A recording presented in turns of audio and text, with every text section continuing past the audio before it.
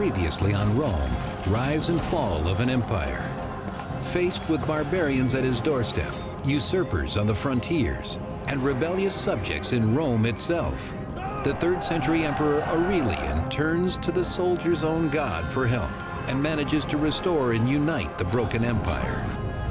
But before his work can take root, he is assassinated, leaving the empire at risk once again. Now, in the troubled days of the late Roman Empire, many rulers vie for power. From this chaos, one man emerges, eliminating his rivals and uniting the empire under the sign of a new god. His name is Constantine, and he will stop at nothing to save a dying empire.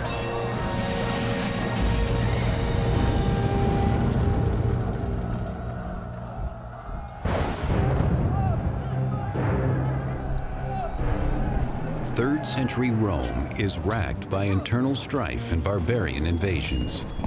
But by 295 AD, a powerful new emperor has emerged as the empire's savior. His name is Diocletian. What Diocletian has chosen to do addresses a number of the concerns and a number of the challenges the empire faced in the 3rd century. One element that Diocletian brings in is a redefinition of the way frontiers were to be defended. Emperor Diocletian creates a mobile imperial army, always available to send reinforcements to the vulnerable frontier. One of his most capable imperial soldiers is Constantine, only 17 years old.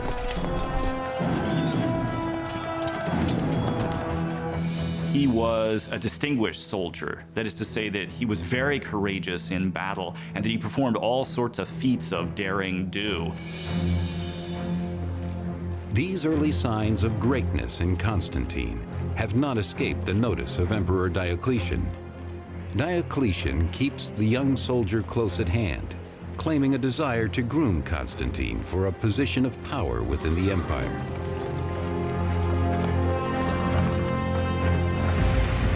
Diocletian's other major reform is to divide the empire between 4 co-emperors, one each in Illyricum and Italy, while Constantine's father rules from Gaul.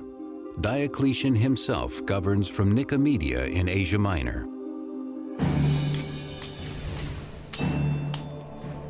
But Diocletian knows how easily his chosen co-emperors could turn on him. To prevent this, he keeps their sons, including Constantine, in his court, where they are trained as master soldiers under his watchful eye. Constantine was sent off to the court of Diocletian to obtain the proper education for a member of the upper class, a literary education, philosophical education. He learned Greek, which he wouldn't have known, but most important, he had a military education. But Constantine's life in court is anything but comfortable, for as a father figure and an emperor, Diocletian rules with an iron fist. He begins to rule increasingly by issuing a whole series of extremely heavily moralizing edicts, telling people what to do, telling them how to be better citizens, and so forth.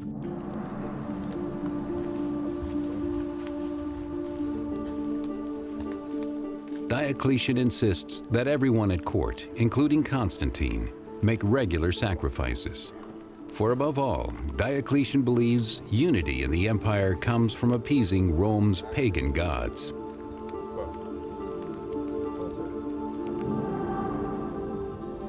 But another religion is gathering many converts, putting Diocletian's plans at risk.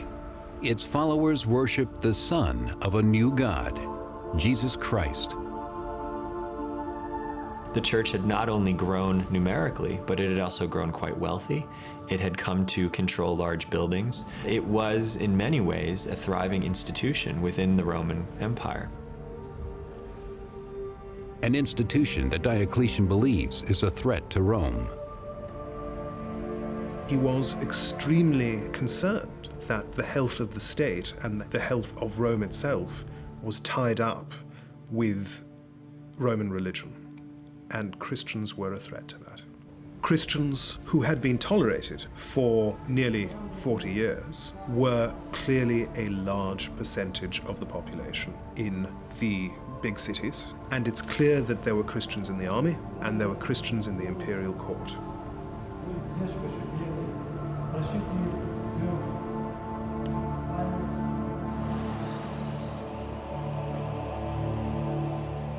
Diocletian begins in his own imperial army, where he requires that all soldiers make sacrifices to the gods of Rome, though many Christians refuse. Diocletian believed that anything that interfered with the cultivation of Rome's protecting gods was a genuine threat to the state and could destroy the state from within. This is the way he looked upon Christians in the army.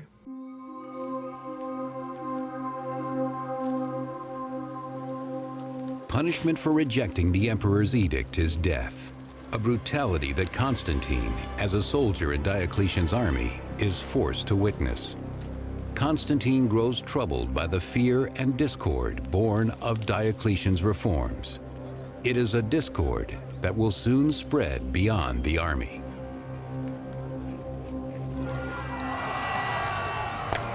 In 303 AD, Emperor Diocletian issues an edict against all Christians that becomes known as the Great Persecution. As soon as the persecution edict was issued, it unleashed what is virtually a culture of administrative cruelty. Roman officials, in carrying out the edict, when they met resistance, were expected to bring the defendants to court and to torture them for evidence and try to force them to officially and publicly give up their Christianity. The Great Persecution marks the beginning of what the Christians call the era of martyrs. Any Christian who proclaims his faith in public is subject to death. In many ways, Diocletian's persecution brought previous persecutions way farther. It's probably the closest Roman emperors came to destroy the entire system. That is probably why so many martyrs commemorated by the Christian Church are said to have suffered for Christ during Diocletian's reign.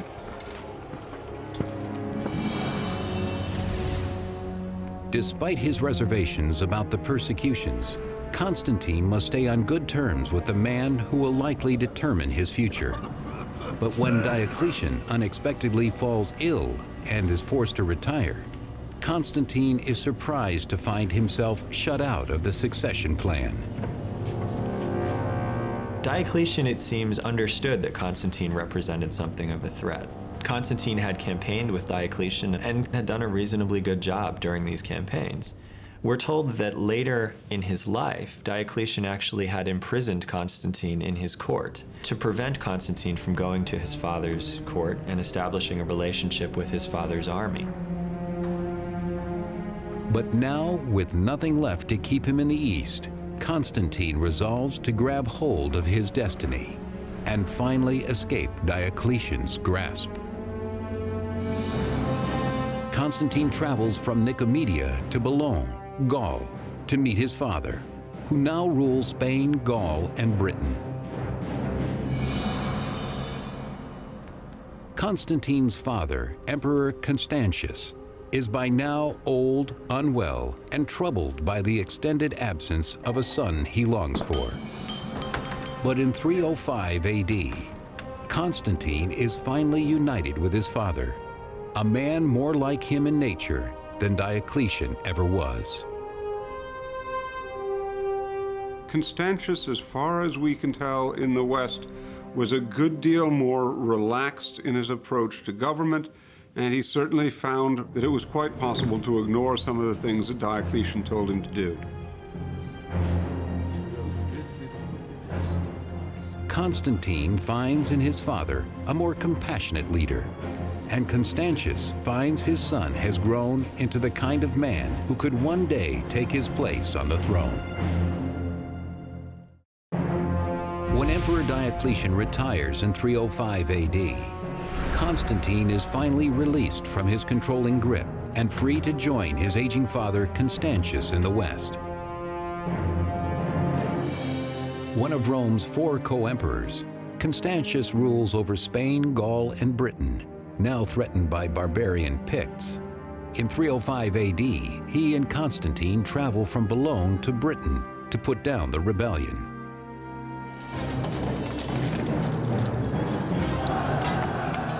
The Picts are a ferocious tribe in present-day Scotland that has long plagued Roman Britain. In battle, these bloodthirsty barbarians present a serious challenge for Constantine and his father. These barbarian neighbors in the 4th century are much better organized than they had been in previous generations. The Roman armies faced far more difficult campaigns in Europe than they previously had. To make matters worse, Emperor Constantius's health is in serious decline. The ailing emperor, he clearly was sick by the time he had come with his son to face the danger of the Picts, had gone on to this campaign. Is yet another indication of how serious the threat was.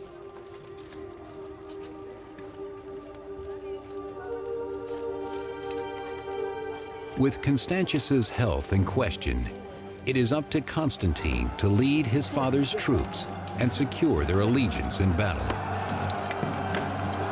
When Constantine rejoined his father in the west, Constantius made sure that he began to assume a place in the higher command echelons, that he joined the army on campaign, that the soldiers came to know him, and that he would actually have a natural place within the administration of the Western Empire.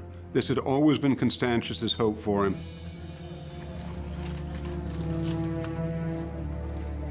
With his military prowess, Constantine wins the loyalty of the army. But the victory cannot save his father's life. In the end, Constantine will lose the father he has only just come to know.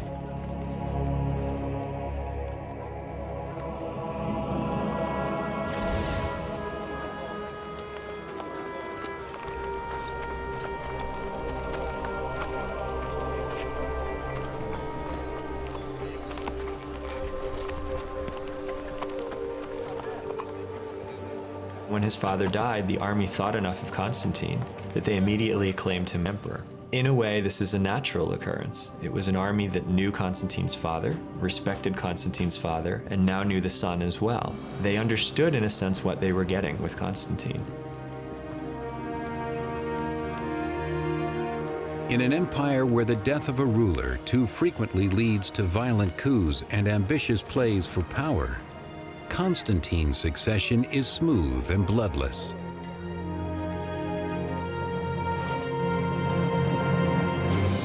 But when barbarian Franks attack Gaul in 306 AD, Constantine faces his first challenge as emperor. He heads south from Britain to meet them in battle.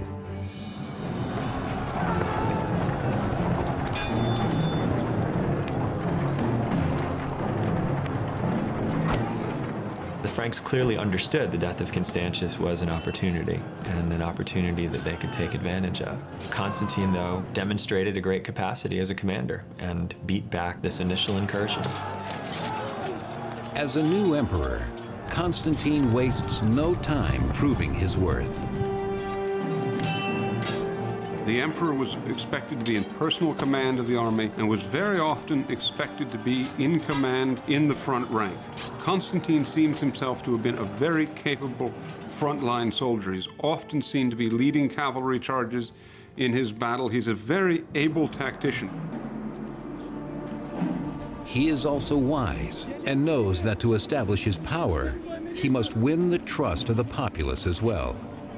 The captured Frankish leaders provide the perfect opportunity to do just that.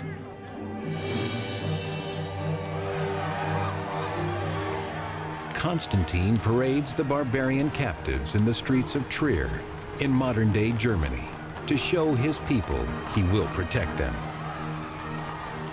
Constantine's well aware that the primary objective of any emperor at this point, if he wants to gain and hold power, is to fight with barbarians. So Constantine does this in grand fashion. Constantine undertakes campaigns against the Franks, and we have evidence that he captured a couple of Frankish kings, whom he then put on display in the arena for the delight of the Gallic masses.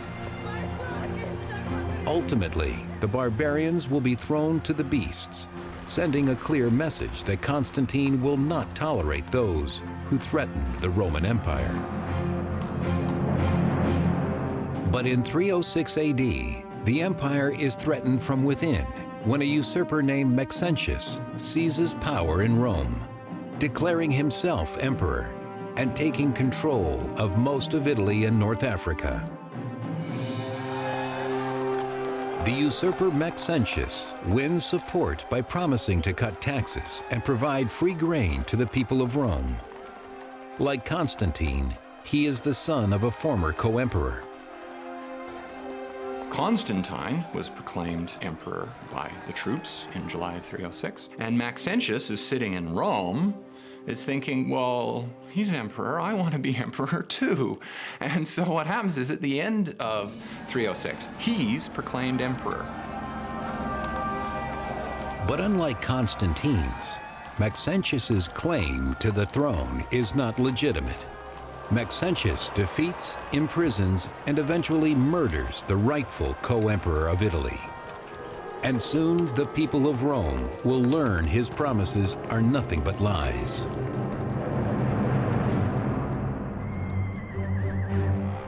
In 311 AD, the Romans revolt when the free grain and tax cuts are only offered to the wealthy. Ordinary citizens must steal what they can to survive. Maxentius is not a popular leader. He was a particularly ruthless leader. He put down revolts very bloodily. There were rumors going around that he was seducing senators' daughters. There were problems with the grain supply. He was taxing people, which they'd never been taxed before in Italy. The desperate uprising of Rome's oppressed masses offers an unexpected opportunity for Constantine.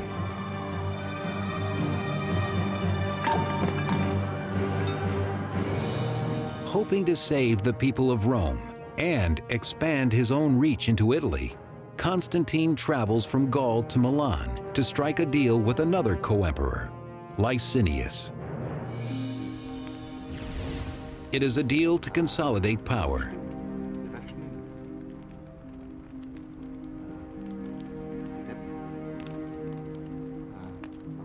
To seal their alliance, Licinius is betrothed to Constantine's sister.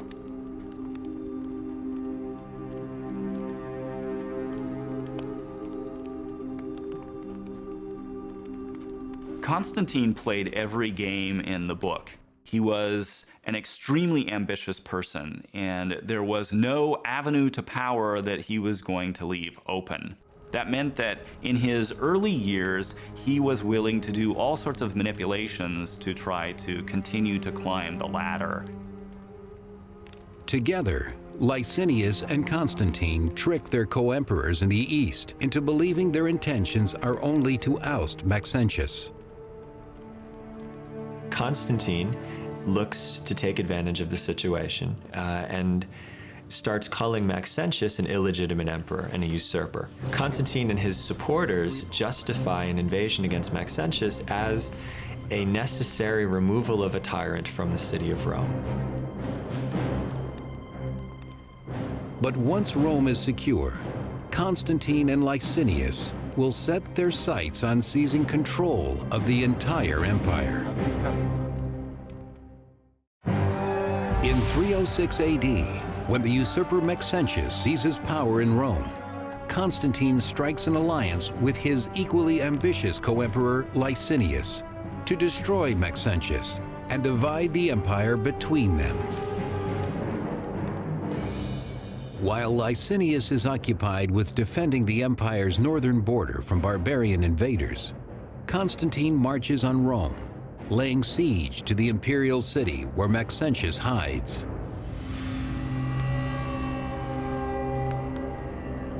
Within the walls of Rome, the devout pagan Maxentius will base his strategy on the sheep entrails, read by his priest.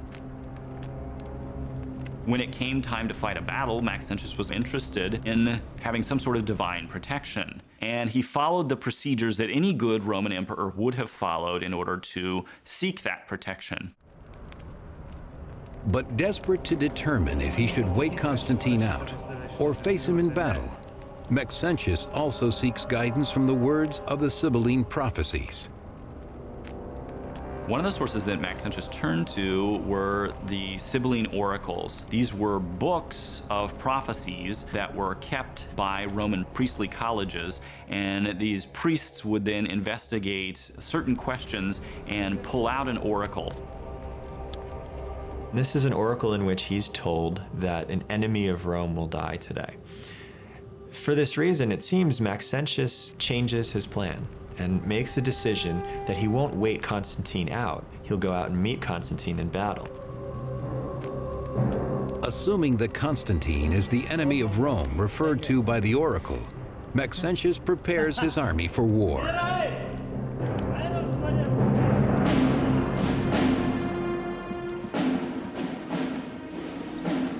Meanwhile, just outside of Rome, Constantine prepares to meet Maxentius on the battlefield. Knowing his troops will be severely outnumbered, Constantine grows uneasy. Constantine began to get very concerned about the strength of his forces, and we're told he prayed that some god would help him and received a vision in response. And this is interpreted by Constantine as a Christian vision. The 4th century historian Eusebius of Caesarea records what is supposed to have happened, as recounted to him by Constantine himself. Around noontime, when the day was already beginning to decline, he saw before him in the sky the sign of a cross of light. He said it was above the sun, and it bore the inscription, "Conquer by this." What he claims to have seen was a symbol that looked like a cross with a sort of P form at the top of it, that is the letters Chi Rho, that would have formed the first 2 letters of Christ's name in Greek. And there are some sources that claim that he also heard a voice at the same time that said that he would conquer by this sign. Constantine orders his soldiers to place the Chi Rho on their shields and standards, transforming the Christian symbol from an object of persecution to one of honor. Constantine assumed a new god, or a god that had formerly been rejected, as his divine force, as his victory power. By taking on the Christian god, the god that had been subjected to persecution by former emperors, Constantine was therefore doing something quite revolutionary. With his conversion, Constantine turns his impending battle with the pagan Maxentius into a test of religions. Constantine meets Maxentius at the Milvian Bridge, which, passing over the Tiber River, is the only obstacle between Constantine and an open road to Rome.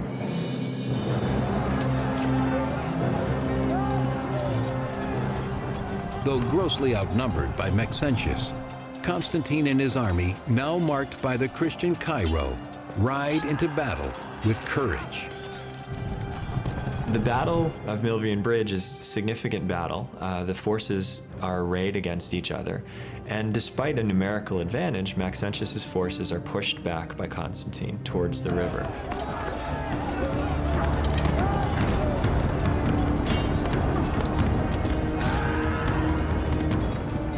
It is at the banks of the Tiber that Maxentius's fate is sealed.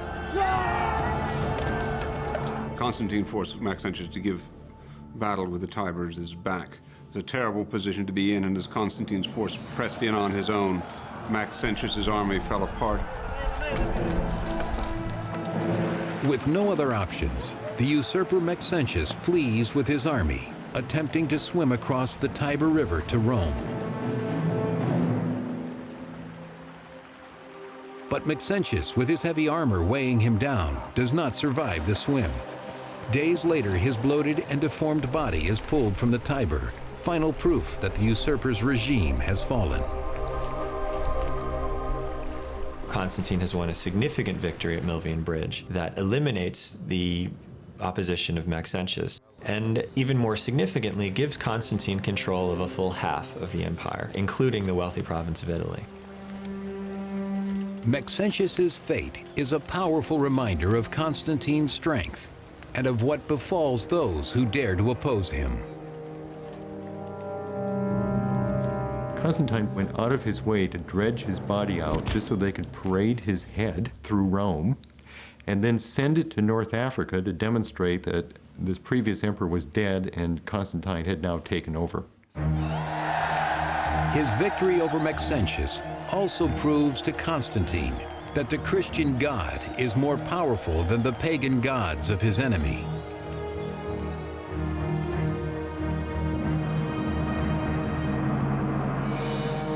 With the defeat of Maxentius, all of the Western Empire belongs to Constantine. As agreed, he leaves the East for Licinius to take.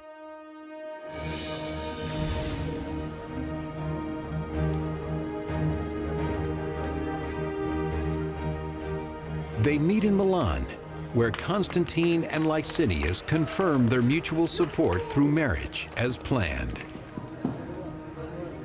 Constantine decides to bind himself to Licinius, or bind Licinius to his cause. He takes one of his half-sisters, Constantia, and marries her to Licinius, who recognizes that this is the natural way of making an alliance.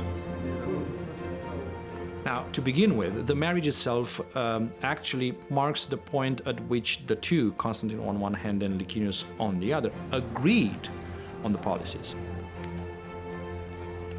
One of these policies reflects Constantine's recent adoption of Christianity. The two emperors consulted on how they would carve up power between them, and one element in this decision was to extend toleration for Christianity throughout the whole empire. Licinius was not a Christian himself, although he agreed with Constantine to stop persecution throughout the empire. For now, such agreements come easily, but an alliance born of ambition is fragile, and Constantine must recognize that his sole co-emperor is also his greatest rival. After forming an alliance with Emperor Licinius, Constantine defeats the usurper Maxentius in Italy. Now convinced that the Christian God granted this victory, Constantine is determined to show his appreciation.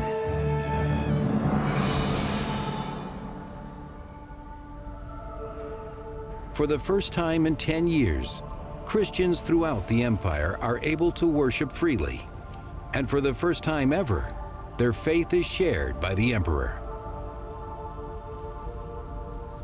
Constantine had converted to Christianity. He had embraced quite seriously the task of defending the Christian church. His family, including his son and heir, Crispus, converts as well. Constantine not only extended toleration to the Christian church, but in the territory he controlled, he favored Christians very thoroughly. In 313 AD, Constantine and Licinius jointly issue the Edict of Milan, recorded by the 4th century author Lactantius. We grant both to Christians and to everyone freedom to follow whatever religion they want to, so whatever divinity there is in heaven may be appeased and made favorable to us and to all who are set under our power.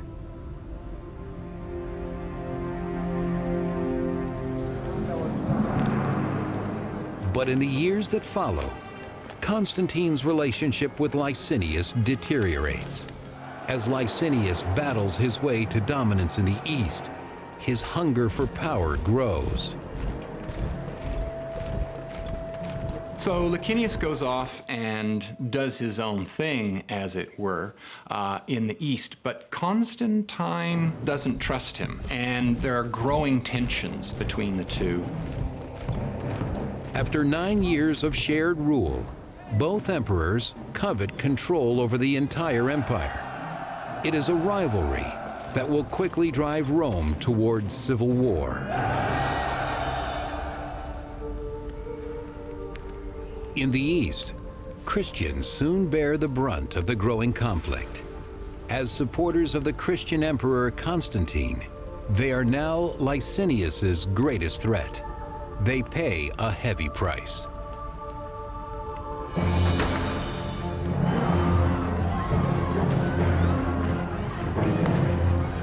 Ultimately, one of the responses was a renewal of persecution. And the reason for that, of course, was very simple. Constantine was known to be a defender of Christians, and Christian subjects of Licinius could look like a fifth column, could look like enemies in Licinius's own territories. So he chooses to persecute them. As the churches and holy books go up in flames, so does the old alliance between Licinius and Constantine. For Constantine, now a seasoned ruler of middle years, the persecution of Christians is just the excuse he needs to attack Licinius. He quickly orders his troops to march on his eastern rival. Constantine was an especially effective cavalry leader. We often find himself at the head of cavalry, moving around the flanks of his enemy. He certainly does this to Licinius. At Constantine's side is his able son and heir, Crispus, who proves his worth in battle as well. Together they drive Licinius eastward. From Adrianople, Constantine and Crispus pursue Licinius to Byzantium and on to Chrysopolis, where he makes his final stand.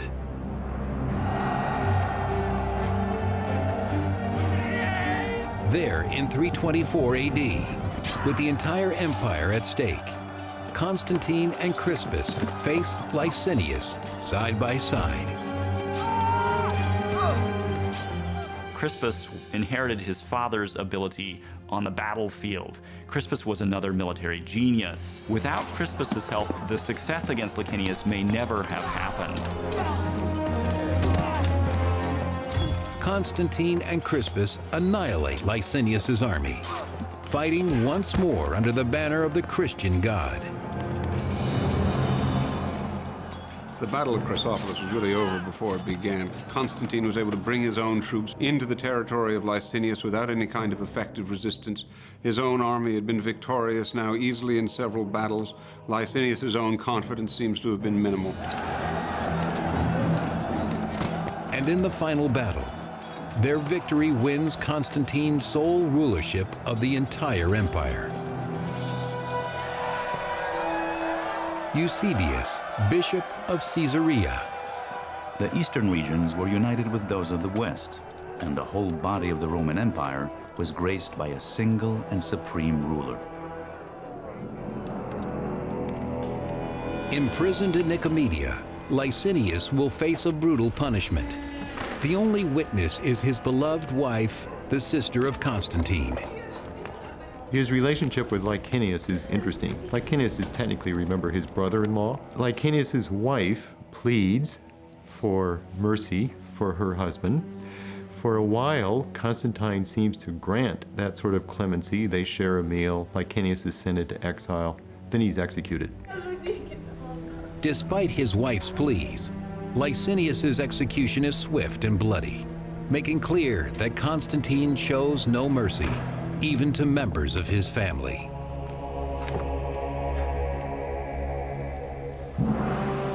With the elimination of Licinius, Constantine now rules the entire unified empire and intends to make his loyal son Crispus a junior emperor in the West. As co-emperor, Crispus shares in his father's plans for a new Christian capital in the East, to be located at Byzantium. After Constantine conquered the entire empire, he wanted to create a brand new city in his own name. And he did, Constantinople. He chose a strategic location halfway between the most important frontiers, and he deliberately chose to create a new city that would have no association with his pagan predecessors. It was a city that had no rival traditions. It was a Christian city. But even as his greatest dreams come to fruition, trouble brews among those closest to Constantine's heart: his wife Fausta and son Crispus. Crispus was the son of Constantine's first wife. His last three sons were the sons of his second wife, Fausta. And there can't help but have been some kind of tension between the two groups, especially on Fausta's side, because she would clearly want her sons to get what's coming to them, but of course Crispus is in the way. Jealous that Crispus has been granted power in the West, Fausta is determined to secure even greater power for her sons, no matter what the cost. With his son Crispus, Constantine defeats his last rival, Licinius, and finally unites the empire under his new Christian faith. But Constantine's unity is soon threatened as riots break out over religious differences within the Christian church.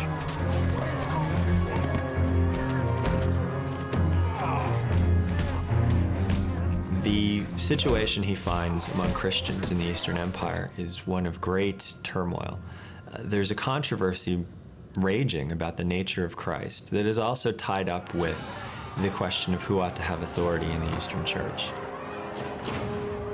Rival bishops incite mob attacks against other Christians with opposing beliefs. It is a violence not seen since the days of persecution over 20 years earlier.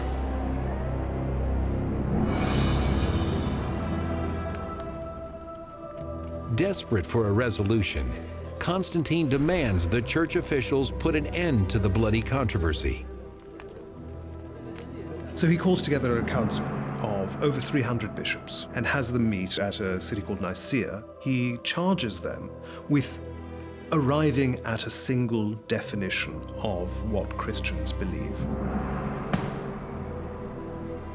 The result is the Nicene Creed, a statement of faith that has survived over 1,600 years and is still recited today in Christian churches around the world. We believe in one God, the Father Almighty, maker of all things visible and invisible, and in one Lord Jesus Christ, the Son of God, the only begotten of the Father. But it's a definition of Christian belief that not everyone can agree with. And this stores up a great deal of trouble for the future, because it means that rival Christians, rival Christian beliefs, are constantly jockeying for imperial favor throughout the rest of the century. And it means that emperors are regularly distracted from other business of government by trying to manage the rivalries among different Christians and different Christian bishops. Perhaps it is this distraction that blinds Constantine to a rivalry much closer to his heart. In 326 AD, Constantine's wife Fausta attacks the integrity of his son, Crispus. Crispus was Constantine's eldest son from an early marriage, and he did not have the same mother as his half-brothers had. And it's quite clear that he was in rivalry, strong rivalry, with his three younger half-brothers. As part of an elaborate plot, Fausta delivers shocking news, claiming that Crispus has tried to seduce her. Things don't go very well for Crispus at all. Fausta was eager to get Crispus out of the way, so her legitimate sons could succeed without threat from Crispus. Constantine, unable to see that it is his wife, not his son, who has betrayed him, orders Crispus to be prepared for execution.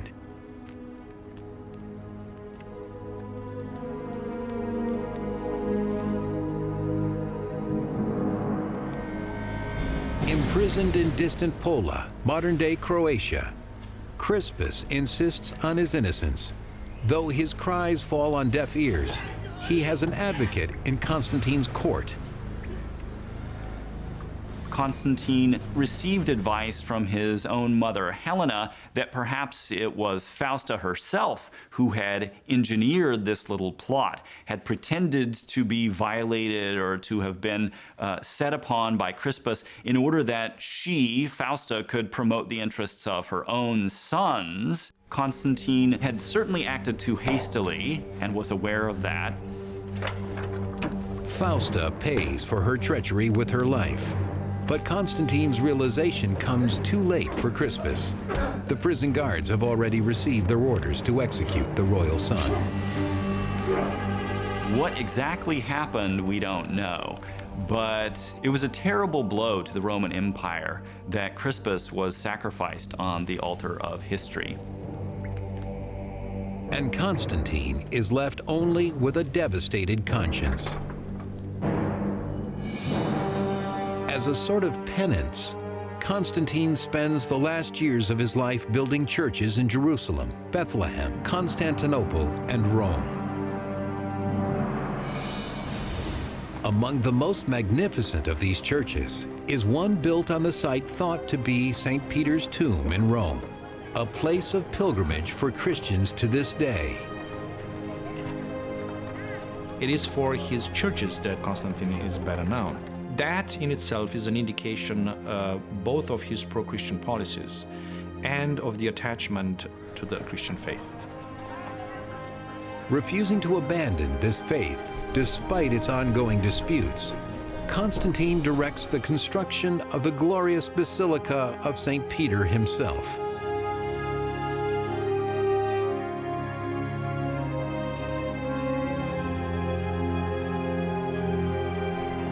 It's an extraordinary explosion of architecture in a way that did not exist before in the Roman Empire. And the variety of plans could be explained both by the variety of architects that Constantine involved in this, and most likely by his own ideas. He was involved in almost every project there, and he was a man that actually had his own ideas about what's going on.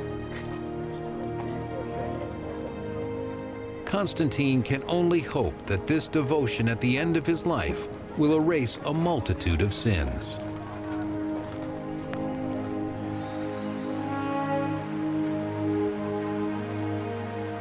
For Constantine knows that his day of reckoning is not far off.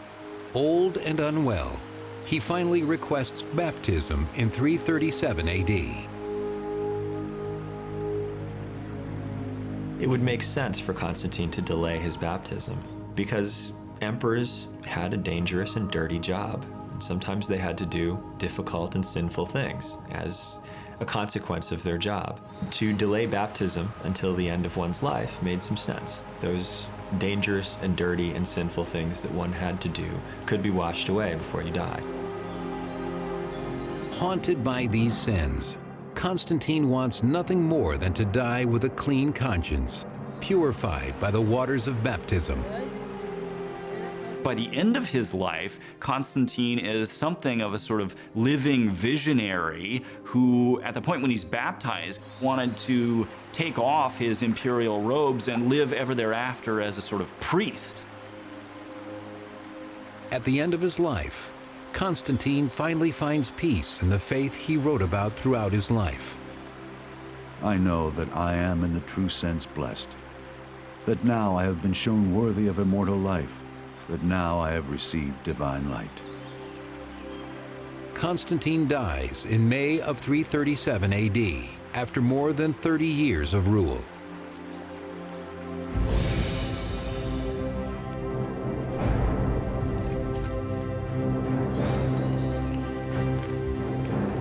Constantine was tremendously successful as an emperor, tremendously successful as a military leader. This was a man who clawed his way into power using raw ambition, and at every turn he used that same ambition in order to win the day. Throughout his life, Constantine fights to keep the fragile empire whole, unified under his new religion, but nothing, not even faith, can save it now. Next on Rome, rise and fall of an empire. In the late 4th century, the Roman Empire is forced to use barbarian mercenaries to defend its borders. But when one barbarian rises to the rank of general, ethnic hatred explodes, threatening to tear the empire apart.